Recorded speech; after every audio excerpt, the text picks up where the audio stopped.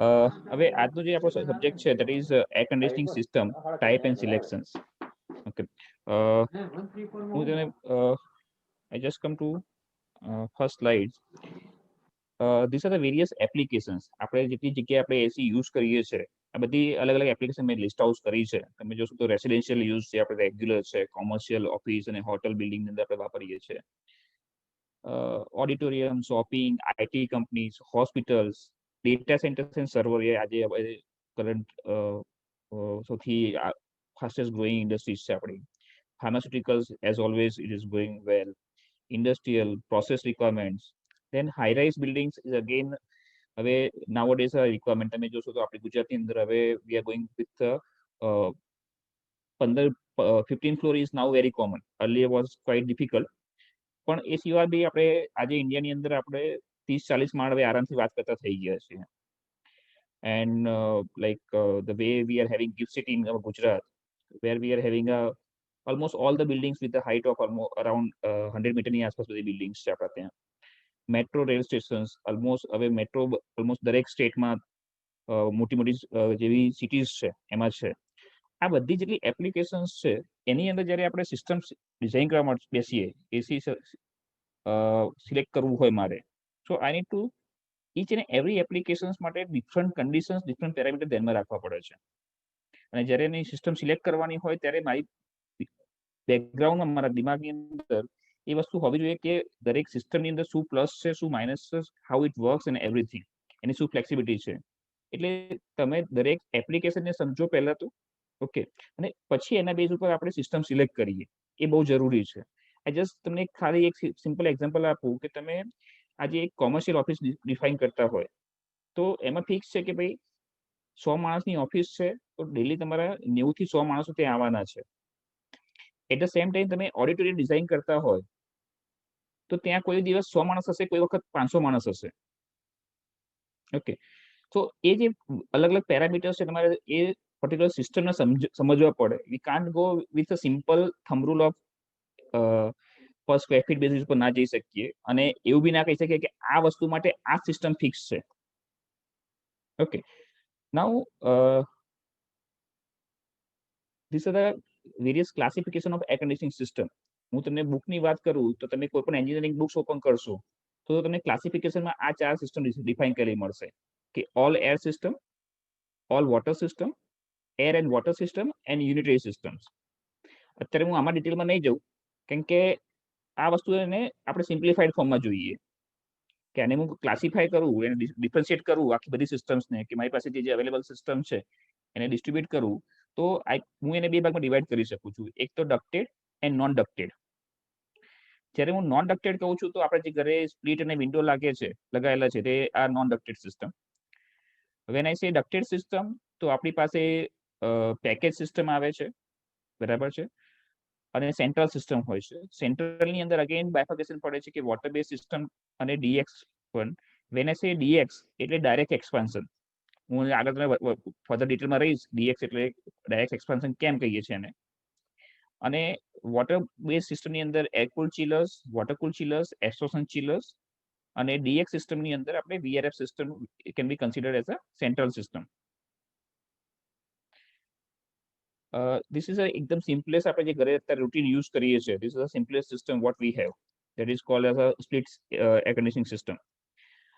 એની અંદર આપણે વાત કરીએ તો જે નોર્મલ ઘરની અંદર આપણે હાઈ વોલ યુનિટ લગાવીએ છીએ એ, કે કેસેટ છે, એફસીયુ છે, ટાવર યુનિટ્સ છે, this are the various indoor units and there will be outdoor units. આને સ્પ્લિટ કેમ કહીએ છીએ આપણે? Okay, why we are saying as a split system?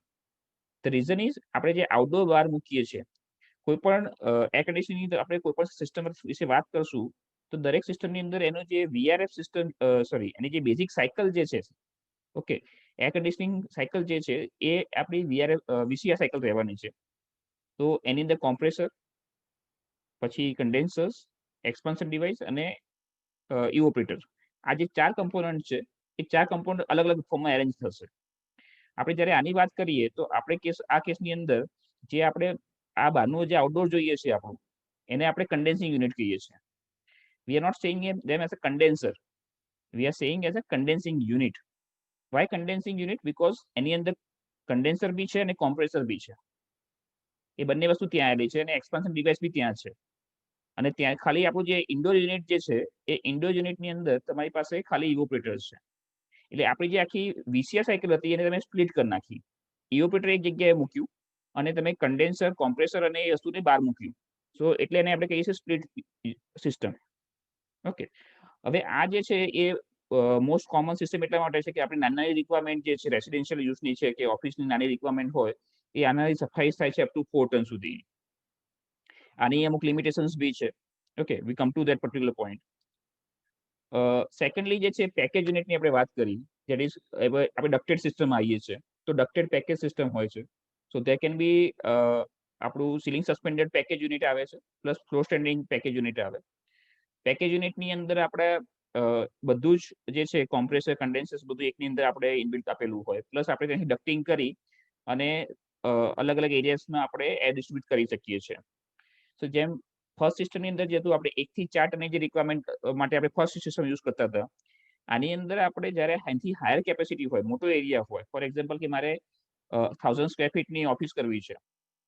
Okay, so in that case મારે જો સ્પ્લિટ એસીમાં જવું હોય તો મારે 2 થી 3 યુનિટ મૂકવા પડશે. પણ એવું નથી કરવું મારે. So I can go with the ductable units. Okay, and where like ductable unit હું કરું છું ત્યારે એમાં ડક્ટિંગ આપણે એડ કરવી પડે છે. ડક્ટિંગ કેમ એડ કરવી પડે? હું જ્યારે મારા સ્પ્લિટ એસી છે 1 થી 4 ટન સુધીના છે, હું એમાં ડક્ટિંગ નથી કરતો 1 થી 3 સુધીમાં. પણ જ્યારે 4 ટનની ઉપર જઈએ છીએ આપણે 4 ટન ઓનવર્ડ્સ, તો એમાં હું ડક્ટિંગ કરું છું. કેમ એવું? કેમ આપણે હું આને એક બાજુમાં ના લગાવી શકું? ધ રીઝન ઇઝ કે આપણે એર કન્ડિશનિંગ સિસ્ટમ જ્યારે કરતા હોઈએ છીએ ને તો આપણે 5 પેરામીટર કંટ્રોલ કરીએ છીએ. એક તો છે આપણું ટેમ્પરેચર, સેકન્ડ છે RH, ત્રીજું છે એર ક્વોલિટી, થર્ડ છે કારણ કે એર ક્વોલિટી હવે આજની દિવસમાં બહુ ઇમ્પોર્ટન્ટ થઈ ગઈ છે, બરાબર છે. કારણ કે આપણે અંદર કોવિડ કન્ડિશનની અંદર સમજીએ તો now the day by day the filtration is more important. Okay, then આપણે પ્રેશર ત્યાં બિલ્ટઅપ કરીએ છીએ, બરાબર છે. અને velocity of air distribution, that is very important. તમે કોઈ પણ જગ્યાએ બેઠા હોય અને તમને એનો ડ્રાફ્ટ વાગતો હોય તો યુ ઓલવેઝ ફીલ ઇનકમ્ફર્ટેબલ. તમે એનો એક્સપિરિયન્સ કરવો હોય તો એસી ચાલુ કરી તમે ફેન ચાલુ કરો. તો તમે ફેન ચાલુ કરશો તો તમને ત્યાં ઠંડી લાગશે. કેમ? તો એ વખતે તમારો ડ્રાફ્ટ ત્યાં ક્રિએટ થાય છે. તો જ્યારે આપણે એર કન્ડિશનર ડિઝાઇન કરીએ છીએ ત્યારે એ વસ્તુ આપણે ધ્યાન રાખવી પડે છે કે ટર્મિનલ વેલોસિટી વી નીડ ટુ કંટ્રોલ. અને એ ટર્મિનલ વેલોસિટી કંટ્રોલ કરવા માટે આપણે જે એર આપણા યુનિટમાંથી બહાર નીકળે છે એને આપણે યુનિફોર્મલી ડિસ્ટ્રીબ્યુટ કરીએ છીએ. જો હું એક જ જગ્યાએથી સપ્લાય કરું તો જે વ્યક્તિ એની નજીકમાં હોય ત્યાં એને વધારે ફ્લો મળે, તો ત્યાંની ટર્મિનલ વેલોસિટી વધારે હોય. અને જે વ્યક્તિ દૂર બેઠો હોય એને ફ્લો ઓછો મળે એટલે એની આસપાસ ટર્મિનલ વેલોસિટી ઓછી હોય. ભલે રૂમમાં ટેમ્પરેચર હોય પણ છતાં એ માણસને ઇનકમ્ફર્ટેબલ ફીલ થાય. ઓકે, ને એટલા માટે જ્યારે આપણે યુનિટ સાઇઝ મોટી થતી જાય છે ત્યારે we need to do a ducting કરી અને આપણે વેરિયસ ગ્રીલ, ડિફ્યુઝર મૂકીને આપણે એરને યુનિફોર્મલી ડિસ્ટ્રીબ્યુટ કરીએ છીએ. ઓકે, સો એ પોસિબલ થાય છે આપણે ડક્ટેબલ યુનિટના થ્રુ, જેની કેપેસિટી આપણી પાસે અવેલેબલ છે માર્કેટમાં અલગ અલગ company through, that is 4 ton to 24 ton. Okay, હવે આ જે સિસ્ટમ છે એ બી આવે છે અંદર સ્પ્લિટ એસીની અંદર જ આવે, કારણ કે એની અંદર બી તમારું ઇન્ડોર જે છે તમે ઇન્ડોર મોટું કર્યું છે. આઉટડોર તો તમે એ જ રીતે કન્ડેન્સર, કોમ્પ્રેસર બધું કમ્બાઈન કરીને કન્ડેન્સિંગ યુનિટ તરીકે બહાર મૂકો છો. અને જે તમારી વીસીઆર સાયકલ જે છે એ કમ્પ્લીટ કરવા માટે બેની વચ્ચે તમે રેફ્રિજરન્ટ પાઇપથી કનેક્ટ કરો છો. Okay, so they both are falling into a split air conditioning system only. Now, what are the limitations? હવે આ પિક્ચર છે ને આપણા માટે બહુ કોમન છે. તમે કોઈ પણ નવી બિલ્ડિંગ જુઓ, જસ્ટ હજુ નવી બની હોય ત્યારે બહુ સરસ દેખાતી હોય, પણ એ જ બિલ્ડિંગને તમે 5-7 વર્ષ પછી જોવા જાઓ તો એની આ હાલત હોય. કેમ કે જ્યારે આર્કિટેક્ચર ડિઝાઇન કરે ત્યારે એનું એલિવેશન બહુ સરસ બનાવે, પણ જો એમાં એસીનું પ્રોપર પ્લાનિંગ ના કર્યું હોય એટલે આપણે નજીકમાં જઈને આઉટડોર મૂકવા માંડીએ આપણે. હવે નજીકમાં કેમ મૂકવું પડે છે? કારણ કે સ્પ્લિટ એસીની અંદર આપણે એક લિમિટેશન છે કે રેફ્રિજરન્ટ પાઇપિંગ જે છે એ 15 મીટરથી વધારે નથી કરી શકતા, સોરી 15 ફૂટથી વધારે નથી કરી શકતા, બરાબર. આપણે વધારીને 20 ફૂટ કરીએ, ઘણી આપણે કરતા હોય છે, પણ પછી આપણે એને કારણે કોમ્પ્રેસરની લાઈફ ઉપર ઇસ્યુ આવે છે. હવે એ જે છે, secondly capacity of the units. તમારે મોટી ઓફિસ કરવી હોય, 4000 સ્ક્વેર ફીટની ઓફિસ છે, તો તમારે નંબર ઓફ ઇન્ડોર યુનિટ વધી જશે, એટલે તમારે આઉટડોર એટલા વધશે. ઓકે, અને એના કારણે તમારો જે એક્સટીરિયર વ્યૂ જે છે બિલ્ડિંગનો એ કોમ્પ્રોમાઇઝ થાય છે. એની જે લાઈફ સાયકલ કોસ્ટ જે છે એ પણ એક ઓછી છે. Life cycle cost in sense what? When I say life cycle cost, એટલે એની અંદર તમારી કેપેક્સ ઇન્ક્લુડ થઈ જાય, તમારી ઓપેક્સ ઇન્ક્લુડ થઈ જાય, અને મેન્ટેનન્સ કોસ્ટ ઇન્ક્લુડ થઈ જાય. કેપેક્સ એટલે કેપિટલ કોસ્ટ, સ્ટાર્ટિંગમાં તમે જે ઇન્વેસ્ટ કર્યું એ. ઓપરેટિંગ કોસ્ટ એટલે ઓપેક્સ, એટલે કે તમે જ્યારે એને વાપરો છો ત્યારે તમે જે એના માટેનો જે ખર્ચો કરો છો, કે લાઇટ બિલ તમે પે કરો છો, એ અંદર આવ્યું. અને મેન્ટેનન્સ કોસ્ટ, કે તમે જ્યારે એને રેગ્યુલર મેન્ટેન કરવી પડે છે, જેની જે કોસ્ટ આવે છે એ. આ તે ત્રણેય વસ્તુ કમ્બાઈન કરો તો એની લાઈફ સાયકલ કોસ્ટ તમને મળે. એ in case of split AC is very high. So આ એની એક લિમિટેશન્સ છે. એને કારણે આપણે એક એવી વસ્તુ એવી સિસ્ટમ તરફ જવું જોઈએ કે જે એને આ લિમિટેશન આપણે ઓવરકમ કરી શકીએ. આપણે ક્વેશ્ચન આન્સર્સ અત્યારે લેવા છે કે લાસ્ટમાં લેવા છે, યોગીનભાઈ? ક્વેશ્ચન આન્સર લાસ્ટમાં લેશું, બટ અત્યારે તમે જે એક્સપ્લેન કરો છો એ રિલેટેડ કંઈ ક્વેરી આવે તો કોઈ આમાં મેમ્બર્સ જે અટેન્ડ કરે છે એને કંઈ ક્વેરી હોય તો એ મેસેજમાં અત્યારે ડ્રોપ આઉટ કરી શકે છે કે જે તે તમે એક્સપ્લેન કરો છો એમાં ક્વેરી છે, તો આપણે વચ્ચે એને એક્સપ્લેન કરવા માટે લઈ જશું. ચોક્કસ.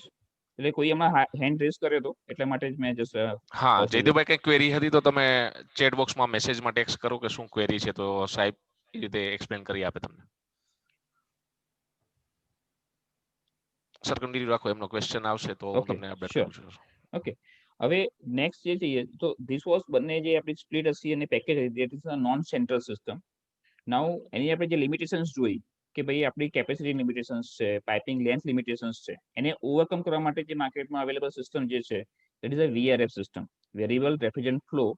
અને as one of the property name is also known as VRV system. Okay, હવે આની અંદર શું ડિફરન્સ થાય છે કે this are available from 4 ton to 60 TR with a single circuit. એ તમને 60 TR સુધી મળી શકે છે. ઓકે, તમે એની અંદર તમારી પાસે બધા જ ઇન્ડોર યુનિટની જે વેરાયટી જે છે, high wall, cassette, one way cassette, flow standing, એ બધી જ ઇન્ડોર વેરાયટી અવેલેબલ છે. આઉટડોરની કેપેસિટી હાઈ છે. થર્ડ ઇઝ તમારી જે રેફ્રિજરન્ટ પાઇપિંગની જે લિમિટેશન્સ હતી કે જે તમારે પહેલા 15 ફીટથી 20 ફીટની જે રાખવી પડતી હતી, now you can go up to 1000 meters with certain limitations, but you can go up to 1000 meters. So તમારી જે પાઇપિંગની જે લિમિટેશન્સ હતી કે જેના કારણે તમારે આઉટડોર નજીકમાં મૂકવું પડતું હતું, you need to compromise your exterior view, એ તમે VRFમાં ઓવરકમ કરો છો. એનો સૌથી ઇમ્પોર્ટન્ટ પોર્શન છે energy efficiency. Now in case of VRF, જેનું નામ ઇન્ડિકેટ કરે છે કે વેરિયેબલ રેફ્રિજરન્ટ ફ્લો, એ એની અંદર રહેલી ટેકનોલોજી છે કે જે એની અંદર જે કોમ્પ્રેસર્સ જે છે એ વેરિયેબલ સ્પીડ કોમ્પ્રેસર્સ હોય છે. અને એ તમારા રૂમની અંદરનું જે રિટર્ન ટેમ્પરેચર આવે છે એ સેન્સ કરી અને એ સેન્સ કરે છે કે રૂમમાં કરંટ અવેલેબલ લોડ કેટલો છે. નાઉ હું એને બીજી રીતે તમને એક્સપ્લેન કરવાનું ટ્રાય કરું કે તમારે નોર્મલી આપણે જ્યારે હીટ લોડ કરીએ છીએ કે કોઈ પણ સિસ્ટમ ડિઝાઇન કરીએ છીએ તો આપણે હંમેશા પીક લોડ માટે લઈએ છીએ. Peak load in the sense કે તમે સમર મંથની અંદર, ઓકે, જે મેક્સિમમ લોડ આવતો હોય એ પ્રમાણે તમે એનું આખી કેપેસિટી નક્કી કરો. ઇન મંથ ઓફ મેમાં તમારે કેટલા ટન જોશે? ફોર એક્ઝામ્પલ, મંથ ઓફ મેમાં તમારે 50 ટન જોઈએ છે. ઓકે, સો નાઉ તમે જે સિસ્ટમ ઇન્સ્ટોલ કરી છે, 50 ટનની સિસ્ટમ ઇન્સ્ટોલ કરી છે considering load as per month of May. But what about month of September, October, કે જ્યારે તમારી આઉટડોર કન્ડિશન્સ લો છે, બરાબર છે, તો એ વખતે તમારું જે 50 ટનની સિસ્ટમ જ્યારે તમે ચાલુ કરો છો તો એ કુલિંગ જલ્દી આપશે અને જલ્દી ટ્રીપ થશે. ઓકે, હવે એ કેસમાં તમારું ઓન ઓફ જે છે એ બહુ ફ્રીક્વન્ટ થતું જાય. એ વખતે જે VRF સિસ્ટમ જે છે, ઓકે, એ આપણને હેલ્પ કરે છે. What they do, VRF system જે છે તમારું રિટર્ન એર ટેમ્પરેચર સેન્સ કરે અને એના બેઝ ઉપર એ જજ કરે છે કે તમારો અત્યારે કરંટ લોડ કેટલો છે. મે બી લાઈક તમે જ્યારે પીક લોડ તમે ડિઝાઇન કર્યો છે 50 ટન માટેનો, પણ તમે જ્યારે સપ્ટેમ્બર મંથમાં યુઝ કરો છો અથવા અર્લી મોર્નિંગમાં યુઝ કરો છો, તમારા લેટ ઇવનિંગમાં યુઝ કરો છો, જ્યારે લોડ ઓછો છે ત્યારે તમારે 50 ટનની જગ્યાએ ખાલી 30 ટનની જરૂર હોય. તો એ વખતે એ ટેમ્પરેચર સેન્સર્સ જે છે સેન્સ કરી કોમ્પ્રેસરને સિગ્નલ આપે છે કે આઈ need to reduce down the speed.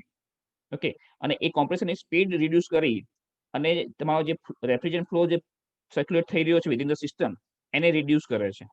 હવે જ્યારે કોમ્પ્રેસરનો પાવર ઓછો થયો, કોમ્પ્રેસરની સ્પીડ ઓછી થઈ, તો એનું પાવર કન્ઝમ્પશન પણ ઓછું થાય છે. So that's way they add the energy efficiency in the system, કે તમારું જેટલી રિક્વાયરમેન્ટ હોય એટલું તમે કન્ઝ્યુમ કરશો. તમે સાંજે વાપરો છો, ઓછા પાવરની જરૂર છે, તે ઓછું કન્ઝ્યુમ કરશે. સો ધેટ્સ વાય લાઈક આ સિસ્ટમને બેનિફિટ મળે છે કે યુ ગેટ એનર્જી એફિશિયન્સી. તમને રેફ્રિજરન્ટની પાઇપ લેન્થ ઘણી લાંબી કરી શકો, પાઇપિંગની લેન્થ ઘણી લાંબી કરી શકો છો, એટલે તમે you can place the outdoor at your convenient location. Maybe તમારી 10th ફ્લોરની બિલ્ડિંગ હોય તો you can plan your outdoor on the terrace, you can do a ducting and have a, તમે ગ્રાઉન્ડ ફ્લોર પર પણ તમે બધું એસી કરી શકો છો વિધાઉટ પુટિંગ આઉટડોર આઉટસાઇડ. તમે બહાર આઉટડોર મૂક્યા વગર તમે આખું કુલિંગ કરી શકો છો. સો this is about VRF system. Now it is, any single circuit જે છે એ 60 ટન સુધી અવેલેબલ છે. ઓકે, તેની ઉપર તમારે જવું હોય તો તમારે મલ્ટિપલ સર્કિટ મૂકવી પડે. You need to go four multiple circuits. હવે આનીથી વધારે મારે કોઈ સિસ્ટમ રિક્વાયરમેન્ટ હોય કે ભાઈ મારે કોઈ મોટી કોર્પોરેટ ઓફિસ મારે ડિઝાઇન કરવી છે, જેનો લોડ મારી પાસે 150-200 ટનની આસપાસ છે, તો મારે multiple number of VRF system મૂકવી પડે. એ ના કરવું હોય, ઓકે, અને મારે સિંગલ સિસ્ટમ કરવી છે with more efficiency, so I need to go for a chill water system. એમાં પહેલો ઓપ્શન આવે છે એર કુલ્ડ ચિલર્સ. ઓકે, હવે વેન આઈ સે ચિલર્સ, ઓકે, અહીંયા એક મેઇન આપણે એક સ્ટોપ લઈએ છીએ, કારણ કે વેન આઈ સે ચિલર્સ, ત્યાં આગળ આપણે VCR સાયકલ જે જોઈએ છે, I just try to understand from this diagram. અહીંયા તમે જોવા જશો તો આ જે છે ધીસ ઇઝ માય, અહીંયા મારું આ કન્ડેન્સર છે, બરાબર છે. This is my evaporator. અહીંયા મારું કોમ્પ્રેસર્સ આવે છે. So this is my VCR cycle. કોમ્પ્રેસરમાંથી જે હોટ ગેસ છે એ કન્ડેન્સરમાં આવે છે. કન્ડેન્સરની અંદર એ બહારની એર સાથે હીટ રિજેક્ટ કરી અને એ હોટ ગેસ જે છે એ એક્સપાન્શન દિવસમાં આવે છે. એ વખતે ગેસમાંથી લિક્વિડ થઈ જાય છે, અને પછી અહીંયા એક્સપાન્શન થયા પછી એ લો ટેમ્પરેચર લિક્વિડ થાય અને એ ધેટ એન્ટર્સ ઇન્ટુ ઇવોપરેટર. આપણી રેગ્યુલર VCR સાયકલ છે. હવે જ્યારે આપણે DX સિસ્ટમ કરતા હોઈએ છીએ તો આ જ સિસ્ટમ ફરતી હોય છે આપણી. તમારું જે ઘરની અંદર ઇન્ડોર લાગતું હોય છે એની અંદર ઇવોપરેટર હોય છે. ઓકે, અને એટલા માટે જ એને આપણે આ એક્સપાન્શન થયા પછી રેફ્રિજરન્ટ ડાયરેક્ટલી તમારા રૂમમાં આવે છે, તમારા ઇન્ડોર યુનિટમાં આવે છે, એટલા માટે એને DX કહીએ છીએ. તમારી કુલિંગ કોઇલ જે છે એમાં તમારું ડાયરેક્ટ એક્સપાન્શન થઈને રેફ્રિજરન્ટ અંદર એન્ટર થાય છે, એટલે એને આપણે DX સિસ્ટમ કહીએ છીએ. હવે જ્યારે હું DX સિસ્ટમમાંથી ચિલ વોટરમાં જઉં છું તો શું ચેન્જ આવે છે? તો એ વખતે આ જે મારું ઇવોપરેટર છે એમાં હું એર ઠંડી કરવાની જગ્યાએ, આપણે નોર્મલી શું કરતા હોય છે, રૂમની અંદર કુલિંગ કોઇલમાં મારી એર ઠંડી થતી હોય, તમારું જે ઘરમાં ઇન્ડોર યુનિટ લાગેલું હોય એમાં તમારી રૂમમાંથી ગરમ હવા જાય, એ ઇવોપરેટર પર ઠંડી થઈને પાછી આવે. પણ આ કેસની અંદર, ચિલરના કેસમાં, આપણે અહીંયા ગાડી વોટરને ઠંડુ કરશું. ઇવોપરેટરમાં હું વોટરને ઠંડુ કરીશ, અને જે આ વોટર ઠંડુ થશે એ વોટરને પછી હું મારું જે ઇન્ડોર યુનિટ છે, FCU છે કે AHU છે, એની કુલિંગ કોઇલમાં મોકલીશ. જે પહેલા હું ડાયરેક્ટ એરની જગ્યાએ હું પાણીને ઠંડુ કરું છું અને પાણીને પછી ડિસ્ટ્રીબ્યુશનમાં યુઝ કરું છું. કેમ એવું કરીએ છીએ એ એક્સપ્લેન કરું તમને હું. હવે એ સિસ્ટમ આપણી આવી થાય છે. Just minute. હવે અહીંયા આપણે તમે જોવા જાઓ તો આ જે છે ધીસ ઇઝ કન્સ્ટ્રક્શન ઓફ આ એર કુલ્ડ ચિલર છે. એને કન્સ્ટ્રક્શન પોઈન્ટ ઓફ વ્યૂ વાત કરીએ તો આ તમને જે દેખાય છે એ કોમ્પ્રેસર્સ છે, બરાબર છે. ઉપર તમને જે V શેપમાં દેખાય છે, બરાબર છે, એ તમારા કન્ડેન્સર છે, અને એની ઉપર અહીંયા કન્ડેન્સરના ફેર આપેલા હોય. તો તમારી કોમ્પ્રેસરની અંદર રેફ્રિજરન્ટ કોમ્પ્રેસ થઈ એ હોટ ગેસ જે જનરેટ થાય છે એ તમારા કન્ડેન્સરમાં જશે, એ ત્યાં હીટ રિજેક્ટ કરી અને લિક્વિડ ફોર્મમાં આવશે, અને ધેન ઇટ એન્ટર્સ ઇન્ટુ આ એક્સપાન્શન ડિવાઇસ હિયર. ત્યાં એક્સપાન્ડ થઈ તમને પાછળ જે તમને સેલેન્ટ ટ્યુબ હીટ એક્સચેન્જર દેખાશે, આ બાજુ જે મારું કર્સર હાલ ફરી રહ્યું છે, ત્યાં એક સેલેન્ટ ટ્યુબ હીટ એક્સચેન્જર હોય છે. એની અંદર એ જો આપણું જો લો ટેમ્પરેચર લિક્વિડ જે છે, રેફ્રિજરન્ટ જે છે, એ દાખલ થશે. ત્યાં આગળ એ વોટર સાથે હીટ ટ્રાન્સફર કરશે અને પાણી જે છે પાણી ઠંડુ કરશે, એટલે ચિલ વોટર જનરેટ કરશે, વી કેન સે. બરાબર. આ જે ચિલ વોટર જે છે એ આપણે બિલ્ડિંગના અલગ અલગ કમ્પોનન્ટમાં ફેરવીએ છીએ. ફોર એક્ઝામ્પલ તમે અહીંયા આ પિક્ચર જોશો તો અહીંયા આપણે ચિલર્સ આપેલા છે. ઓકે, સો ચિલરમાંથી મારું લો ટેમ્પરેચર ચિલ વોટર જનરેટ થાય છે. એ ચિલ વોટર મારું અલગ અલગ AHQ અથવા FQ માં જાય છે. ત્યાં આગળ કુલિંગ કોઇલની અંદર રેફ્રિજરન્ટની જગ્યાએ આપણે ચિલ વોટર ફરે છે અને એ ત્યાં આગળ એર સાથે હીટ ટ્રાન્સફર કરશે. તમારું ત્યાં જે ફેન મૂકેલો હશે એ રૂમમાંથી ગરમ હવા લઈ અને ચિલ વોટરની કોઇલ ઉપરથી એર પાસ કરી અને હીટ ટ્રાન્સફર કરશે. એટલે જે પાણી જે છે ગરમ થઈ અને પાછું એ ઉપર આવે છે ચિલર પાસે અને ઇવોપરેટરમાં જઈને પાછું ઠંડુ થાય છે. જે કેસ તમારો નોર્મલ કેસમાં તમારું જે રેફ્રિજરન્ટનું કામ હોય છે એ કામ અહીંયા એક વચ્ચે એક મીડિયા આપણે એડ કર્યું રેફ્રિજરન્ટની જોડે, that is a chill water system. એટલે આને એટલે માટે ચિલ વોટર સિસ્ટમ કહીએ છીએ. હવે આવું કરવાનું કારણ શું? કેમ આને આપણે મોટી સિસ્ટમમાં આ યુઝ કરીએ છીએ? હવે નોર્મલી શું થાય કે તમારી જે રેફ્રિજરન્ટ સિસ્ટમ જે છે એમાં હું રેફ્રિજરન્ટ પાઇપિંગ જેટલી લાંબી કરું અથવા જેટલી મોટી કરું એટલો લોડ મારા કોમ્પ્રેસર ઉપર પડે. ઓકે, અને કોમ્પ્રેસર ડિઝાઇન છે મારી ચેલેન્જ થતી જાય હંમેશા. આ કેસની અંદર આપણે શું કરીએ છીએ કે જે મારી VCR સાયકલ જે છે એને લિમિટ કરી નાખી છે આપણે એક એરિયા પૂરતી. ઓકે, એટલે મારી કોમ્પ્રેસર ડિઝાઇન જે છે જે ક્રિટિકલ કમ્પોનન્ટ છે એને આપણે એક ફિક્સ પેરામીટરમાં બાંધી લીધી અને જે મારો લોંગર ડિસ્ટન્સ કવર કરવો છે બીકોઝ મારી બિલ્ડિંગ મોટી છે, મારો સ્પાન મોટો છે, એરિયા મોટો કુલિંગ કરવો છે, એના માટે મારે લાંબી પાઇપિંગ કરવી પડે છે.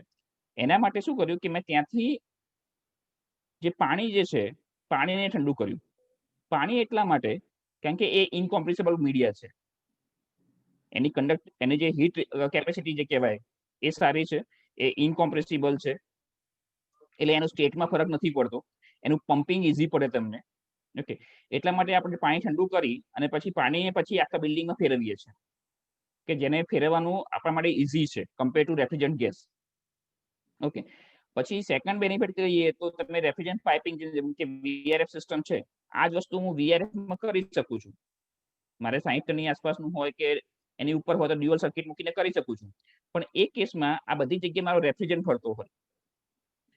હવે in case of any leakage, ઘણા લોકોને એક્સપિરિયન્સ કર્યો હશે કે ભાઈ જો VRF માં કોઈ જગ્યાએ લીકેજ આવ્યું તેને ગોતવામાં બહુ તકલીફ પડી જાય તમારે. જ્યાં સુધી લીકેજ ફાઇન્ડ ના થાય ત્યાં સુધી સિસ્ટમ કામ ના કરી શકે. એ વસ્તુ આ કેસમાં તમારી ચીક વોટર પાઇપિંગ હોય તો તમારું ઘણું ઇઝી થઈ જાય તમારા માટે. એનું મેન્ટેનન્સ જે છે એ ઘણું ઇઝી થાય. સેકન્ડ પોઈન્ટ ઇઝ કે તમારું જે રેફ્રિજરન્ટ જે છે એ અલ્ટિમેટલી કેમિકલ કમ્પાઉન્ડ છે. એના અમુક ડિસએડવાન્ટેજીસ છે in terms of the atmospheres, in terms of human bodies and everything.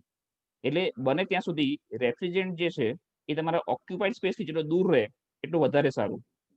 એટલે એટલા માટે આ ચીલ વોટર સિસ્ટમ ત્યાં તમને સારી પડે. ઓકે, સો એ વસ્તુ આપણે એર-કૂલ્ડ ચિલર્સની અંદર કરી શકીએ છીએ. નાઉ એર-કૂલ્ડ ચિલર જે છે એ નોર્મલી આપણે અવેલેબલ હોય છે 40 ટનથી લઈ અને 200 ટન સુધી અવેલેબલ હોય છે with different type of compressors. કારણ કે જે કોમ્પ્રેસર જે છે એ અલગ અલગ આવતા હોય છે. સ્ક્રોલ કોમ્પ્રેસર્સ છે. ઇનિશિયલ ડેઝની અંદર રેસિપ્રોકેટિંગ કોમ્પ્રેસર ઘણા ચાલતા હતા, આજે બહુ ઓછા ચાલે છે કારણ કે એની એફિશિયન્સી ઘણી ઓછી હોય છે. તો સ્ક્રોલ છે, સ્ક્રૂ કોમ્પ્રેસર્સ બેઝ આવે છે, મોનો સ્ક્રૂ, ટ્વિન સ્ક્રૂ.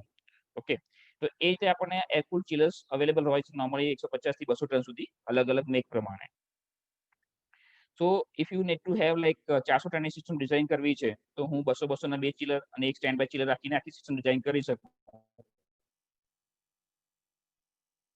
હવે આ જ વસ્તુ જ્યારે મારે એનાથી મોટી સિસ્ટમ ડિઝાઇન કરવી હોય કે ભાઈ મારી રિક્વાયરમેન્ટ આનાથી મોટી છે, મે બી 500 ટન 700 ટનની મારી સિસ્ટમ રિક્વાયરમેન્ટ છે, સો એ વખતે જે છે I need to go for a water cool chillers. હવે વોટર કૂલ ચિલર્સની અંદર I says like 100 ton and onwards, મેં ત્યાં લિમિટ નથી રાખી. ત્યાં એવું લખ્યું છે કે 100 ટનથી લઈને તમે માંગો એ કેપેસિટી તમને ચિલર્સ મળી શકે. કારણ કે અત્યારે વર્લ્ડની અંદર maximum capacity single chiller of water cool is like up to 10,000 ton સુધીનું પણ ડિઝાઇન થયેલું છે. Single chiller of 10,000 ton. હવે 10,000 ટન જ્યારે હું વર્ડ યુઝ કરું તો now you just think of કે કેટલા જગ્યાએ તમે એસી કરી શકો. આજે આપણે ગિફ્ટ સિટીની અંદર કારણ કે આઈ હેડ બીન પાર્ટ ઓફ ગિફ્ટ સિટી, ત્યાં અમે સિંગલ પ્લાન્ટ 10,000 ટનનો ઇન્સ્ટોલ કરેલો છે.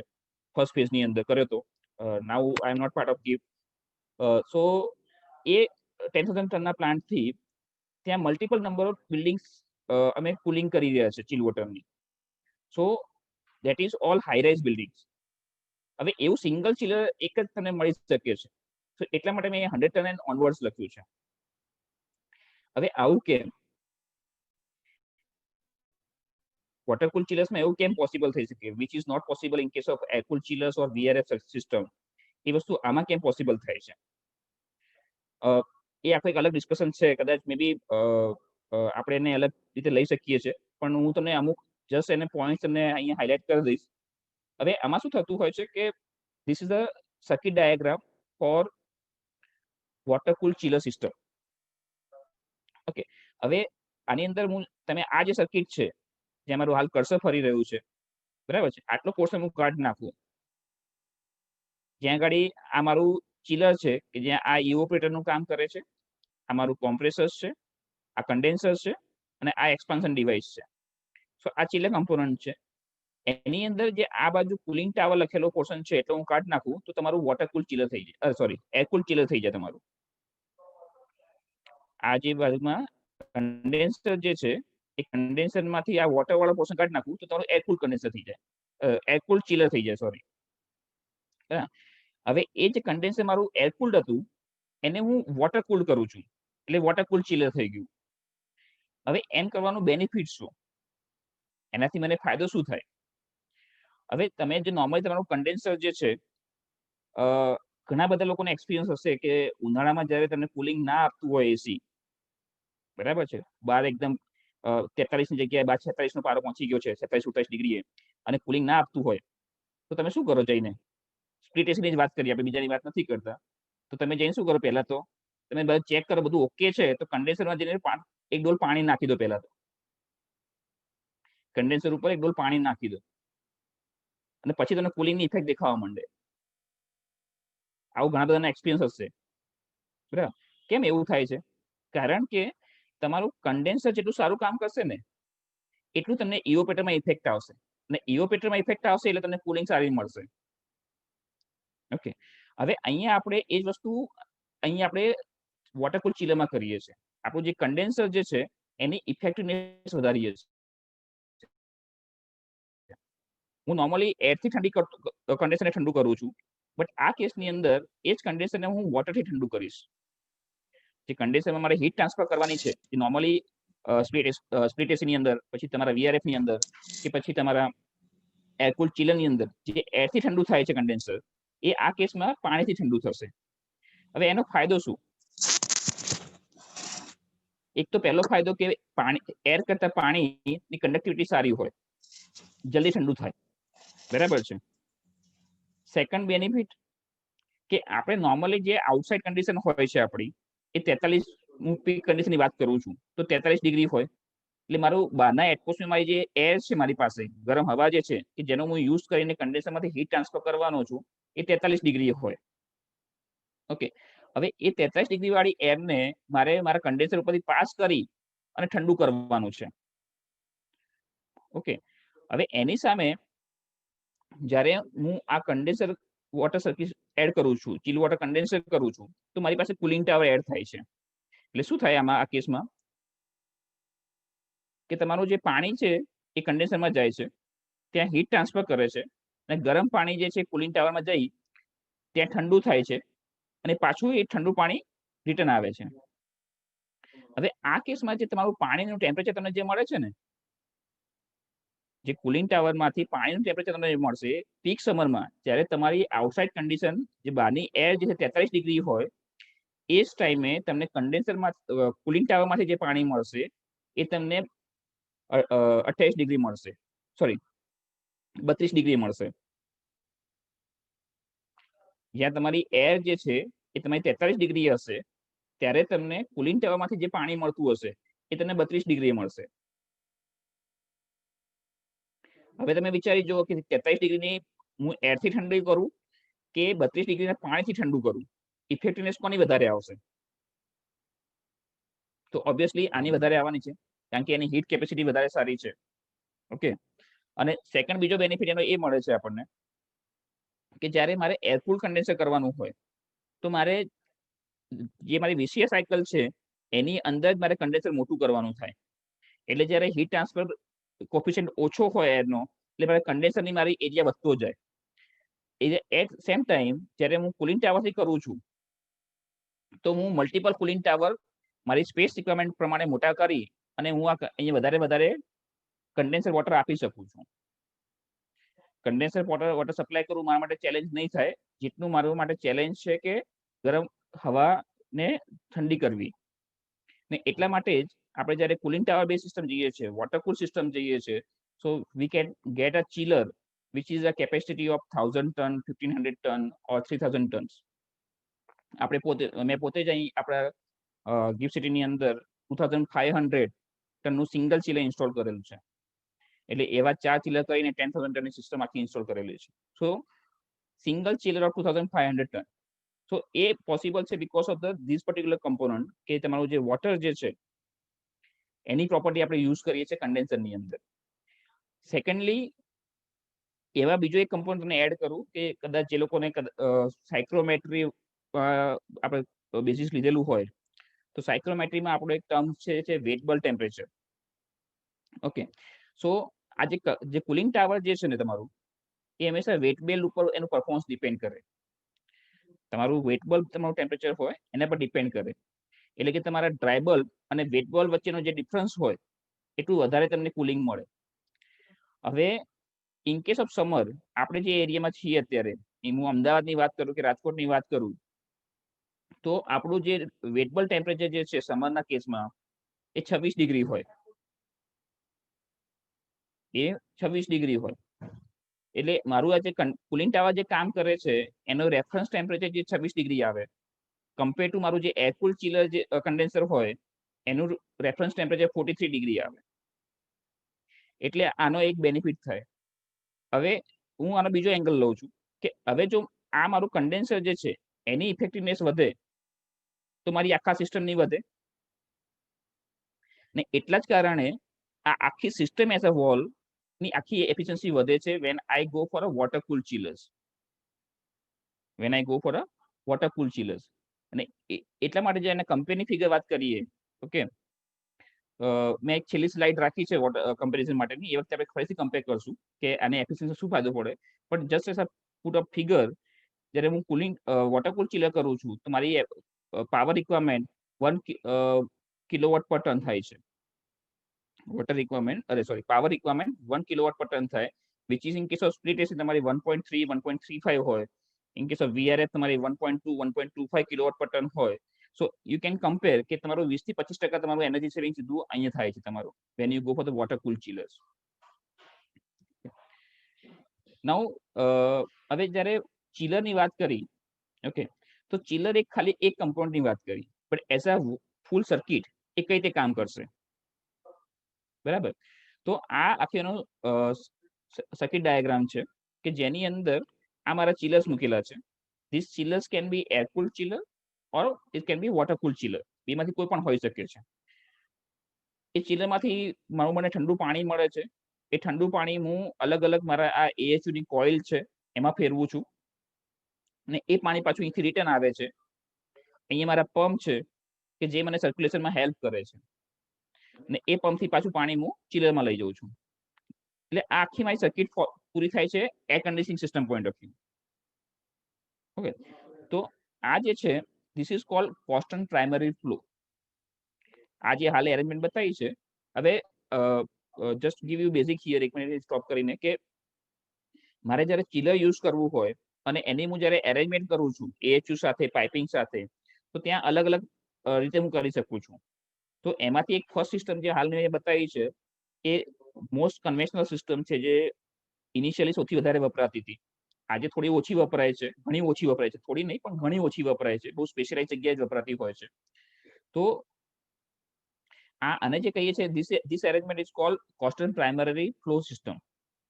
ઓકે, હવે આ કેસમાં શું કર્યું કે ભાઈ અહીંયા ગાડી મેં 3 પંપ આપ્યા છે, એને કુલિંગ ટાવર સાથે કનેક્ટ કર્યું છે, અને અહીંથી જે પાણી ફ્લો સપ્લાય થાય છે એ મારી કોઇલમાં જાય છે, અને કોઇલની બહાર અહીંયા ગાડી એક વાલ આપેલો છે.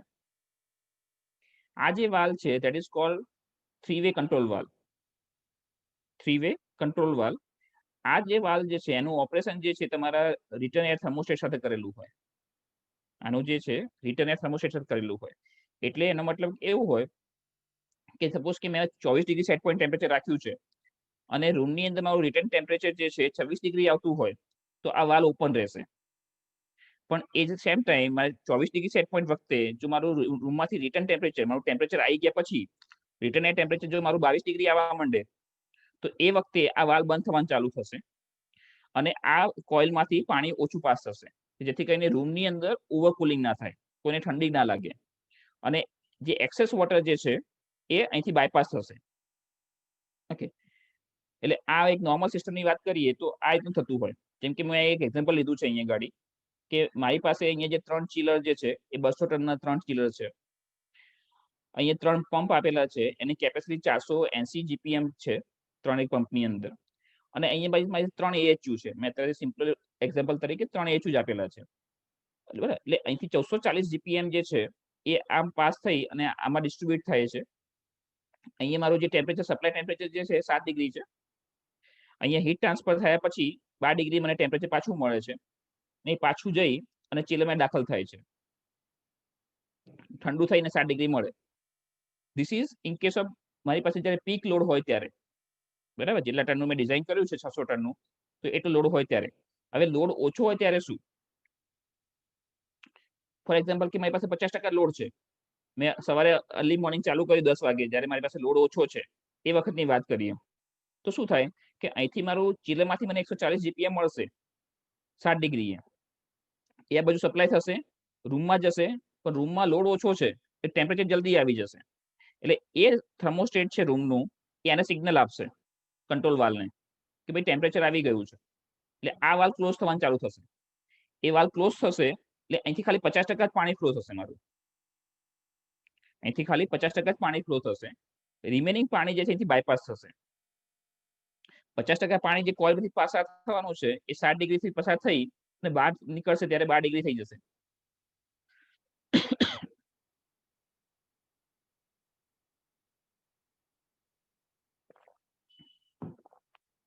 પણ જે પાણી અહીંથી બાયપાસ થયું છે એ તો 7 ડિગ્રી થયું છે.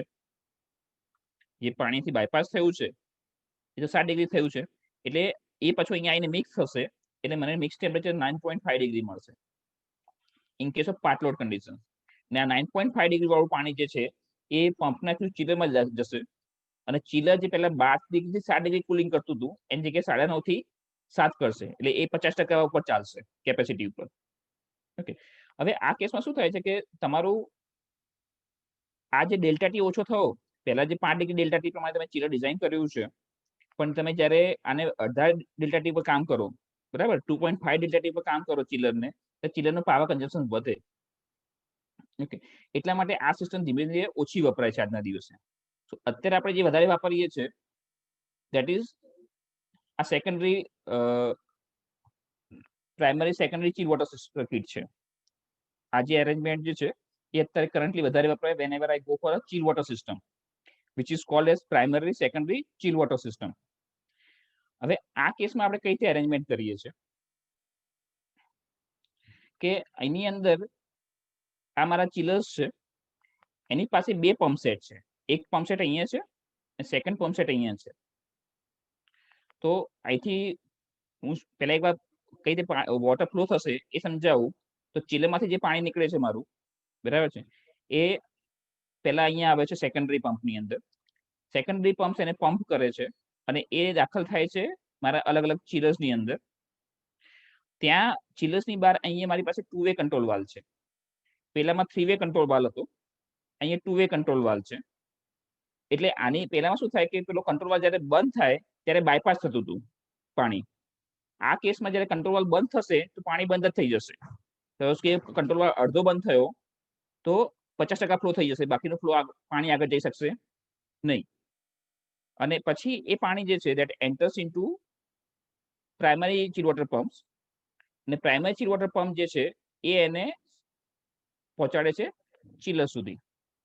એટલે અહીંયા આગળ બે જાતના પંપ વાપરીએ છીએ, સેકન્ડરી પમ્પ્સ અને પ્રાઇમરી પંપ. અને એટલા માટે પ્રાઇમરી સેકન્ડરી સિસ્ટમ કહેવાય છે. This is called as a primary secondary system. અને આની અંદર આપણે અહીંયા જે પંપ વાપર્યા છે એ વેરિયેબલ ફ્રીક્વન્સી ડ્રાઈવ વાળા વાપર્યા છે, VFD બેઝ પંપ વાપર્યા છે. એટલે This is called primary secondary variable chill water system. Primary secondary variable chill water system. હવે આ કામ કઈ રીતે કરે? નાઉ આ એની સ્ટાન્ડર્ડ કન્ડિશન છે કે આપણે જે પહેલા એક્ઝામ્પલ લીધો હતો એ જ કેસ કે 400 મારી પાસે 200 ટનના 3 ચિલર છે, 480 જીપીએમ ના 3 પંપ છે. ઓકે, મેં 480 જીપીએમ એટલા માટે લીધા છે કે નોર્મલી જ્યારે હું 5 ડિગ્રી ડેલ્ટા ટી પ્રમાણે સિસ્ટમ ડિઝાઇન કરતો હોઉં તો પર ટન 2.4 જીપીએમ ની મારી રિક્વાયરમેન્ટ આવતી હોય પાણીની, બરાબર છે. અને એ પછી ટોટલ જે ફ્લો રેટ થાય છે મારો 1440 થાય છે. એટલે જ્યારે મારા ચિલરમાંથી જે પાણી બહાર આવશે એ 1440 જીપીએમ આવે છે. અને અહીંથી જ્યારે પાણી જે છે એ પહેલા સેકન્ડરી પંપમાં આવશે, ત્યાંથી અલગ અલગ એચમાં ડિસ્ટ્રીબ્યુટ થાય છે. હવે જ્યારે મારી પાસે 100% લોડ હોય ત્યારે નોર્મલ જ કામ કરશે, બધા વાલ્વ ઓપન હશે મારા 2 વે કંટ્રોલ વાલ્વ. 7 ડિગ્રી પાણી એન્ટર થશે, 12 ડિગ્રી બહાર આવશે હીટ ટ્રાન્સફર થયા પછી, અને એ એન્ટર થશે મારા સેકન્ડરી પ્રાઇમરી પંપ થ્રુ ચિલરમાં જશે. એ વખતે એની સિસ્ટમ નોર્મલ છે. But in case of when હું પાર્ટ લોડ પર જ્યારે એને કામ કરું છું, when I run on a part load conditions, એટલે શું થાય કે મારી પાસે જે AHU જે છે એ રૂમની અંદર મારી પાસે 50% લોડ હોય તો આ જે મારું કંટ્રોલ વાલ્વ જે છે એ એને સિગ્નલ આપશે કે ભાઈ અત્યારે મારી પાસે લોડ ઓછો છે, એટલે કંટ્રોલ વાલ્વ બંધ થવાનું ચાલુ થઈ જશે. એટલે જે પહેલા મારી પાસે અહીંથી જે પાણી ફ્લો થતું હતું એના જગ્યાએ ખાલી 50% જ પાણી ફ્લો થશે, એની જગ્યાએ ખાલી 50% જ પાણી ફ્લો થશે. અને એ જે પાણી જે છે આ લાઈનમાં આવશે. એટલે જે પહેલા મારું 1440 જીપીએમ પાણી ફ્લો થતું હતું એની જગ્યાએ 720 જીપીએમ પાણી ફ્લો થશે 50% ડિગ્રીએ, સોરી 50% કેપેસિટીએ. અને એ વખતે અહીંયા 7 ડિગ્રી આવશે અને હીટ ટ્રાન્સફર થઈને આ બાજુ જે મને ટેમ્પરેચર મળશે એ બી 12 ડિગ્રી જ મળશે. પહેલા લાસ્ટ કેસમાં શું થતું હતું આપણું, if I go previous case, તો એ 9.5 ડિગ્રી થતું હતું. કેમ? તો કે એ બે પાણી મિક્સ થતા હતા ત્યાં ગાડી, જે કોઇલમાંથી પાસ થતું હતું એ અને જે બાયપાસ થતું હતું એ બંને ભેગા થઈને. નાઉ અહીંયા જે 720 જીપીએમ આવ્યું છે એ 12 ડિગ્રી આવે છે. હવે હાઇડ્રોલિક બેલેન્સ તરીકે વિચારીએ તો જે મારા પંપ જે છે જે 440 જીપીએમ સપ્લાય કરી રહ્યા છે એમાંથી ખાલી 720 જીપીએમ જ પાસ થાય છે. તો what about the remaining water, બાકીના પાણીનું શું? તો એ બાકીનું જે પાણી જે છે એ પંપ પોતે ફ્લો નથી કરતું, એ ડિસ્ચાર્જ નથી કરતું, પણ એ જે ચિલરમાંથી પાસ થઈ અને અહીંયા આવે છે તો એ ડીકપલર લાઇનથી બાયપાસ થઈ અને પાછું ચિલરમાં જતું રહે છે. આ જે મારા સેકન્ડરી પંપ જે છે એ 1440 જીપીએમ ની જગ્યાએ ખાલી 720 જીપીએમ જ આગળ મોકલે છે, એટલું જ પાણી પંપ કરે છે. અને બાકીનું પાણી જે છે એ આ પંપની માંથી પાસ થતું નથી, એ સીધું અહીંથી બાયપાસ થઈ જાય છે. એટલે આ તો મારો પ્લાન્ટ રૂમ જ છે, ખાલી એ પંપ પાણી જે છે પ્લાન્ટ રૂમ માંથી બાયપાસ થઈ ગયું, જે આખું બિલ્ડિંગમાં ફરવાની જગ્યાએ ખાલી ત્યાંથી પાછું વળી ગયું. હવે બેનિફિટ ક્યાં થયો કે અહીંયા મારા જે પંપ જે છે એ પંપને જે કામ કરવું પડ્યું એ અડધું કરવું પડ્યું. પહેલા 440 જીપીએમ માટે કામ કરતા હતા, આ 720 જીપીએમ માટે કામ કર્યું એમને. એટલે એનો જે ફ્લો રેટ જે છે એ અડધો થઈ ગયો. હવે હું જ્યારે પાવર ઇક્વેશન જોવા જાઉં તો મારું પાવર અને ફ્લો રેટ બંને પ્રપોર્શનલ હોય. તો મારો જો ફ્લો અડધો થાય તો મારો પાવર રિક્વાયરમેન્ટ અડધો થઈ જાય. એટલે જો આ પંપ મારા 10 કિલોવોટના હોય તો એ હવે ખાલી 5 કિલોવોટ જ પાવર કન્ઝ્યુમ કરે. એટલે જે પમ્પિંગમાં પાવર વેસ્ટ થતો હતો પ્રાઇમરી કોન્સ્ટન્ટની અંદર, એ આ કેસમાં નથી થતો, બરાબર છે. તો ધેટ્સ વાય એટલે આમાં આપણને આ એક બેનિફિટ મળે છે. એ ઉપરાંત આ જસ્ટ હું સ્કીપ કરું છું અત્યારે. This are the benefit of primary secondary variable flow, કે easy to control, easy to commission. એટલે આપણે જે આ એનર્જી એફિશિયન્સીની જે વાત કરીએ છીએ અને જે કંટ્રોલની વાત છે, that is more efficient in case of primary secondary flow. એટલે તમે કોઈ પણ જગ્યાએ તમે જ્યારે કોઈ પણ જગ્યાએ ઇન્સ્ટોલ કરતા હશો તો તમને આ primary secondary chill water system બહુ ફ્રીક્વન્ટલી જોવા મળે. આજની તારીખમાં પ્રાઇમરી કોન્સ્ટન્ટ ફ્લો જે સિસ્ટમ જે છે એ મોસ્ટલી તમને પ્રોસેસ કુલિંગ જોવા મળે છે. And this is a comparison જે હું તમને હાલ કહેતો હતો કે જ્યારે હું સ્પ્લિટ એસી અને સેન્ટ્રલાઇઝ સિસ્ટમનું કમ્પેરિઝન કરું તો શું ડિફરન્સ આવે છે. So normally if I compare the split ACs, એની જે પાવર કન્ઝમ્પશન જે પેટર્ન હોય છે that will be in the range of 1.3 1.4 kilowatt per ton. At the same time જે હું સેન્ટ્રલ સિસ્ટમની વાત કરું, સેન્ટ્રલ સિસ્ટમ આપણું શું શું આવે છે? તો VRF આવે, મારા એર કુલ ચિલર્સ આવે અને વોટર કુલ ચિલર્સ આવે. તો 1.2 કિલોવોટ પર ટન જે છે, જે મોટી ફિગર છે, that is applicable to VRF and air cool chillers. અને જ્યારે હું 1 ડિગ્રી જે કહું છું, 1 kilowatt per ton or 1.1 kilowatt per ton, that is applicable to my water cooled chiller system. એટલે તમે આના જો કમ્પેર કરો તો સ્પ્લિટ એસીના કમ્પેરમાં મારી VRF અથવા air cool chillers are almost 20% energy efficient, and એના compare to water cool chiller વાત કરું તો again 20% energy efficient. Okay. Redundancy એટલે કે તમારું જો એ સિસ્ટમ બંધ પડે તો શું? તો તમે જ્યારે 1-to-1 સિસ્ટમ લગાવી હોય સ્પ્લિટ એસી સિસ્ટમ, તો એમાં કોઈ રિડન્ડન્સી હોતી નથી. વેરેસ તમે સેન્ટ્રલાઇઝ સિસ્ટમ કરો, ચાહે તમે VRF કર્યું હોય કે તમે એર કુલ ચિલર કર્યું હોય કે વોટર કુલ ચિલર કર્યું હોય, you will be having a multiple number of compressors અને મલ્ટિપલ નંબર ઓફ યુનિટ્સ હોય. બરાબર છે? 2 વર્કિંગ 1 સ્ટેન્ડ બાય ચિલર્સ હોય અથવા તમારા 4 આઉટડોર હોય, તો કોઈ પણ એકમાં કોમ્પ્રેસર ફેલિયર આવે છે તો તમારી આખી સિસ્ટમ બંધ નહીં થાય. તો you get always a redundancy there. પછી ઇકોનોમી ઓફ સ્કેલ, તો તમને ત્યાં ડાયવર્સિટીનો બેનિફિટ મળે છે. આ આપણે જ્યારે ડિઝાઇનમાં જઈશું ત્યારે વધારે આને ડિટેલમાં લઈ શકીશું. Improved electrical demand curve. હવે શું થાય છે કે અહીંયા તમે 1.4 કિલોવોટ પર ટન લો છો, જ્યારે તમારો અહીંયા ગાડી 1 થી 1.2 થાય છે, એટલે તમારું જે ઇલેક્ટ્રિકલ ડિમાન્ડ જે છે એ ઘણી ઓછી થઈ જાય છે. બરાબર છે? નોઇઝ લેવલની વાત કરીએ તો સ્પ્લિટ એસીની અંદર તમારા રૂમમાંથી 15 ફૂટના ડિસ્ટન્સે તમારે આઉટડોર મૂકવાનું હોય. એટલે એનો જે કોમ્પ્રેસરનો નોઇઝ છે એ તમને અંદર ઘણી સાંભળવા મળે. Whereas in case of central system એ કોમ્પ્રેસર ઘણું દૂર હોય, એટલે તમને નોઇઝમાં હંમેશા બેનિફિટ મળે તમને. Indoor environment control. બરાબર છે? લાઈફ સાયકલ કોસ્ટ તમારી સ્પ્લિટ એસીમાં ઘણી ઓછી છે, અને એ જ life cycle cost VRF, air cool chiller અને વોટર કુલ ચિલરમાં સ્ટેજમાં ગોઠવો એમ તમારી લાઈફ સાયકલ કોસ્ટ વધતી જાય છે. કારણ કે ચિલર્સ જે છે એની કોસ્ટિંગ, એનું જે લાઈફ સાયકલ હોય છે 25 યર્સનું હોય. બરાબર છે? એટલે તમે એને કેપિટલ તમે એની હાઈ હોય પણ એની લાઈફ પણ લાંબી છે, તમે પર યર ડિવાઈડ કરી નાખો તો એ ઘણી કોસ્ટ નીચે આવી જાય. ઇન ટર્મ્સ ઓફ એસ્થેટિક, જે આપણે હમણાં પહેલું પિક્ચર જોયું હતું કે જેના 12 આઉટડોર લાગેલા હતા, એના કમ્પેરમાં તમે જ્યારે સેન્ટ્રલાઇઝ સિસ્ટમમાં જાઓ છો તો તમારું જે બિલ્ડિંગનું એસ્થેટિક જે છે એ તમે મેન્ટેન કરી શકો છો. ઓકે. અને maintenance point of view, in case of split AC, જે એન્ડ યુઝર જે છે એને પોતે ધ્યાન રાખવું પડે છે, એને હઝલ્સ વધારે આવે છે. In case of centralise system the maintenance hassles is low as a end user perspectively. I think આપણે અહીંયા સ્ટોપ કરીએ, કારણ કે this I think this gives quite good idea.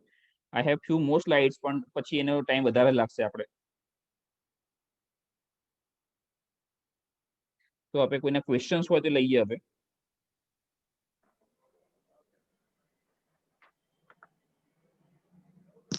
Question આન્સરમાં sir એક ક્વેશ્ચન છે દર્શનભાઈ રાણાનો, કંઈક વાયરિંગ ડાયાગ્રામ પેકેજ યુનિટ માટે, એટલે આઈ થિંક લાઇન ડાયાગ્રામ કહેતા લાગે છે પેકેજ યુનિટનો.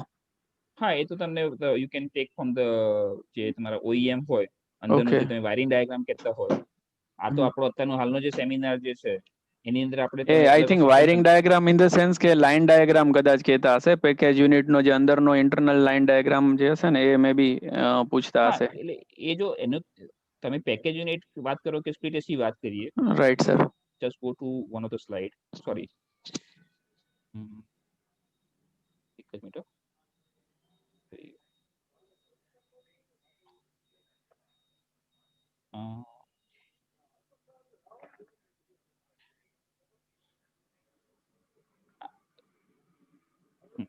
હવે જ્યારે પેકેજ યુનિટ હોસ્પિટેશનની વાત કરીશ ને, તો આટલું જ આ જે મારો કમ્પોનન્ટ જે છે એટલા જ કમ્પોનન્ટ આવે છે.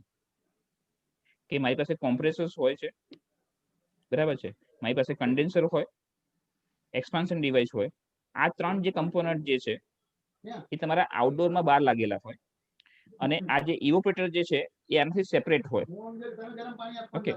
એટલે તમે જો રેફ્રિજરન્ટ સર્કિટ વાઇઝ વાત કરો તો આ 4 component they are connected by the refrigerant pipe, અને એની આ જે પર્ટિક્યુલર કમ્પોનન્ટ જે છે, જે ઇવોપરેટર જે છે મારું, એ તમારા રૂમમાં લાગ્યું હોય અને એ બે વચ્ચે તમારે પાઇપિંગ થાય. So that can be your line diagram. Okay. Thank you, sir. Okay. Any other question?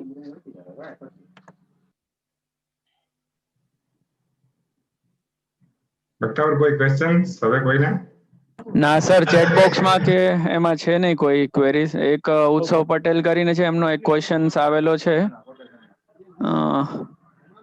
Question હું રીડ કરું છું. In case of secondary pumping system when remaining chilled water outlet water flow is directly bypass, in that case water temperature at 7 degree centigrade mixed with chilled water outlet temperature and 12 degree centigrade which is coming from air handling unit. So in that case CHW chilled water temperature again come to 9.5 degree centigrade which is inlet to chiller. Please advise. Yes, તમે એકદમ સાચા છો.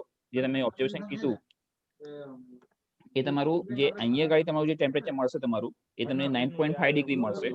એટલે મારું આ જે compressor જે છે, જે મારું ચિલર જે છે એ વખતે 50% કેપેસિટી પર આવી જાય. હવે એ વસ્તુ આ ક્વેશ્ચન બહુ સરસ છે, કારણ કે એ વખતે તમારા ચિલરને 50% કેપેસિટી કામ કરવું પડે. એવું ન કરવું પડે એટલા માટે જે આપણે નોર્મલી જે પ્રેક્ટિસ છે કે 2 વર્કિંગ 1 સ્ટેન્ડ બાય. હવે જો મારી 50% કેપેસિટી હોય તો મારું એક જ ચિલર હું ચલાવીશ.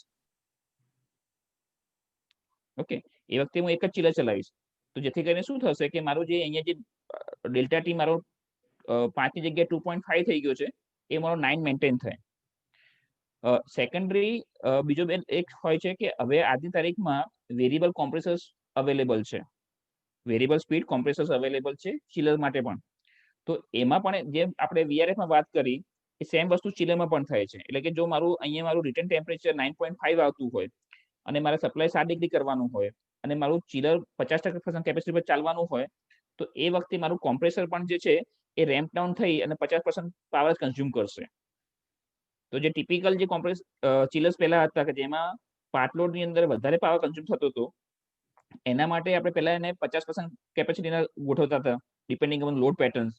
અને આજની તારીખની અંદર આ વેરિયેબલ સ્પીડ કોમ્પ્રેસર પણ અવેલેબલ છે સચ that we can improve the efficiency.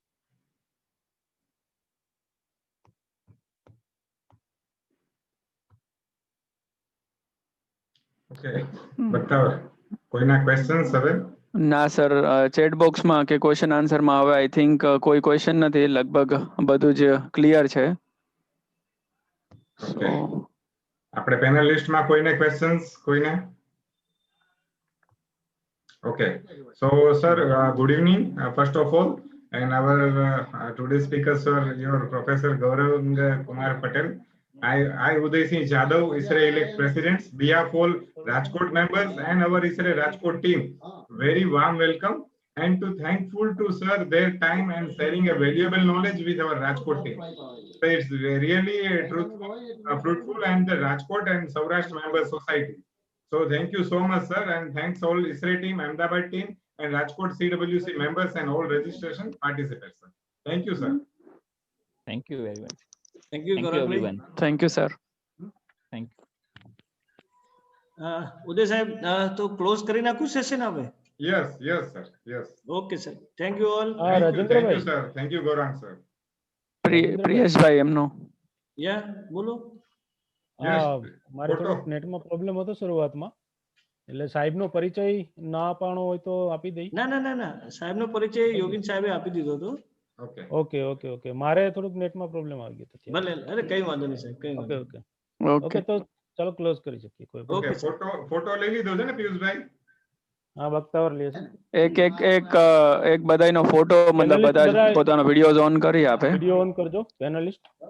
Gaurang sir નો એક ફૂલ ગૌરાંગ સર સાઇન આઉટ થઈ ગયા છે. Okay. કાંઈ વાંધો નહીં. કોઈ વાંધો નહીં. ઓકે સર, કઈ વાંધો નહીં, લેવાઈ ગયો છે, ફોટો લેવાઈ ગયો છે. Okay, sir. Okay, Rajendrabhai, ready? Okay, બરોબર ને? બરાબર છે. Okay, sir. Okay sir. Okay, thank you. Rajendrabhai 1 minute ચાલુ રાખજો.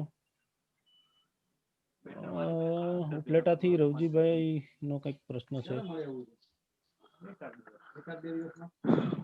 દેખાતો નથી અમારા એજન્ડમાં. ચાલો કઈ વાંધો નહીં, હવે આપણે ક્લોઝ કરી શકીએ. ઠીક છે સર. ઓકે. Okay okay રંજનભાઈ.